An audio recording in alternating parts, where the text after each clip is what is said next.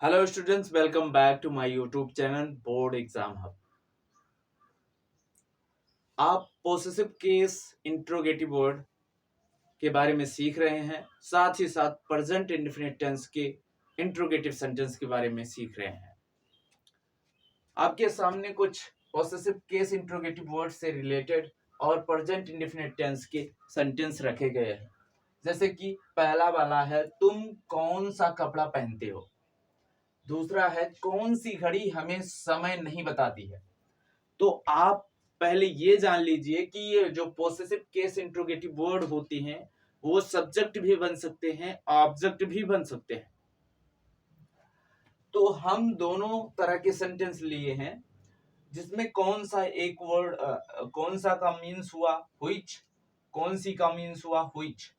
इसमें कौन सा वाला जो इंट्रोगेटिव वर्ड है वो ऑब्जेक्ट का काम कर रहा है, और सेकंड वाले में ये कौन सी क्या काम कर रहा है, सब्जेक्ट का काम कर रहा है। किस तरह से वो ऑब्जेक्ट का काम कर रहा है, किस तरह से सब्जेक्ट का काम कर रहा है, आइए देखते हैं। इसमें आप देख सकते हैं तुम आया है, काम करने वाला कौन है, तुम। तुम कौन सा कपड़ा पहनते हो, तो काम करने वाला कौन है, तुम। यानी जो काम करने वाला होता है वही सब्जेक्ट है। यहां सब्जेक्ट कौन है, तुम कौन सा कपड़ा पहनते हो। वो अगर सब्जेक्ट है तो ये क्या होगा, ऑब्जेक्ट। ठीक है, इस वाले में आते हैं, कौन सी घड़ी हमें समय बताती है। तो समय बताने का काम कौन कर रहा है, घड़ी ना। कौन सी घड़ी, ये दोनों मैंने पहले भी बताया है कि पोसेसिव केस इंट्रोगेटिव वर्ड जो होते हैं उनके साथ एक नाउन जरूर होता है। यहाँ कौन सी घड़ी, यहाँ कौन सा कपड़ा, यहाँ कौन सी घड़ी हमें समय नहीं बताती है। तो समय ना बताने का काम कौन कर रहा है, घड़ी ना। और उसके आगे जो आया कौन सी, यानी वहां वो क्या बना, सब्जेक्ट बना। और सब्जेक्ट के बाद दूसरा जो आया हमें, तो वो वैसे भी पता चल रहा है वो ऑब्जेक्टिव केस है। अब जब हमें सब्जेक्ट और ऑब्जेक्ट कंफर्म हुआ तो हम इसे ट्रांसलेट करने का नियम जान लेते हैं। मैंने वही तरीका बताया है कि हम सब्जेक्ट लिखने के तुरंत बाद कहाँ जाते हैं, पीछे जाते हैं। लेकिन इंट्रोगेटिव सेंटेंस के साथ ऐसा नहीं होता है। इंट्रोगेटिव सेंटेंस में क्या करना है, इंट्रोगेटिव वर्ड को हमें पहले लिखना है। तो हम इसमें इंट्रोगेटिव वर्ड को पहले लिखेंगे, फिर उसके बाद हेल्पिंग वर्ब यूज करेंगे, फिर उसके बाद सब्जेक्ट यूज करेंगे। तो इस पहले वाले सेंटेंस में देखो इंट्रोगेटिव वर्ड कौन सा है, कौन सा कपड़ा। तो कौन सा कपड़ा की अंग्रेजी क्या होगी, व्हिच क्लॉथ, व्हिच क्लॉथ। ये तुम्हारा इंट्रोगेटिव वर्ड हुआ। मैंने कहा पोसेसिव केस इंट्रोगेटिव वर्ड के साथ जो नाउन आए रहे उसको भी लिखो।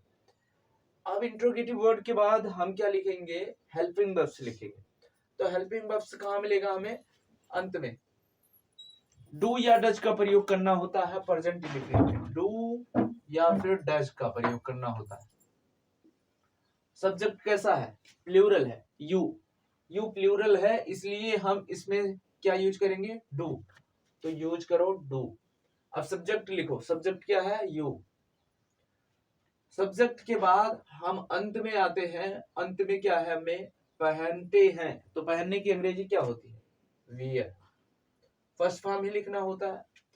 अब अंत में question mark, which cloth do you wear.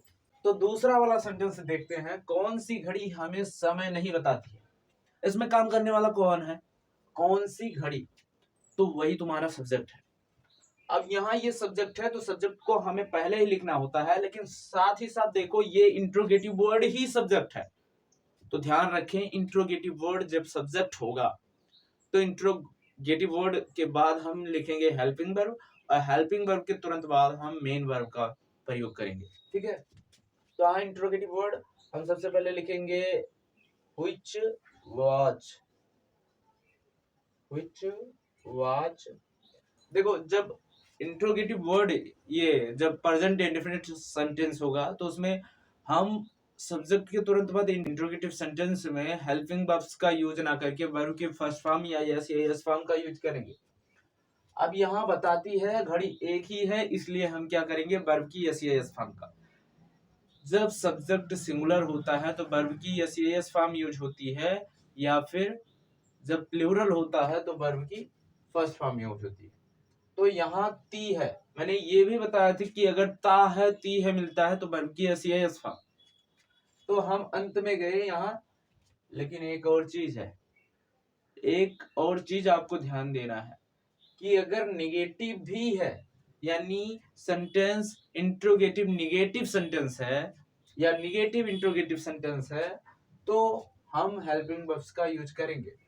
अब यहाँ सिंगुलर सब्जेक्ट था, इसलिए हम क्या यूज करेंगे, डज नॉट।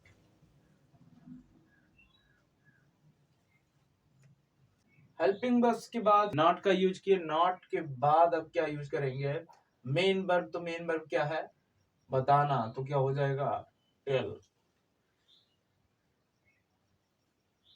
मेन ऑब्जेक्ट क्या है, time, tell time to us. Last में क्वेश्चन मार्क। आई होप ये वीडियो आपको पसंद आई होगी। अगर हाँ पसंद आई तो चैनल को सब्सक्राइब कर दीजिए, अगर अभी आपने सब्सक्राइब नहीं किया है, और वीडियो को लाइक करके अपने दोस्तों को भी शेयर कीजिए, और प्लीज़ सपोर्ट कीजिए।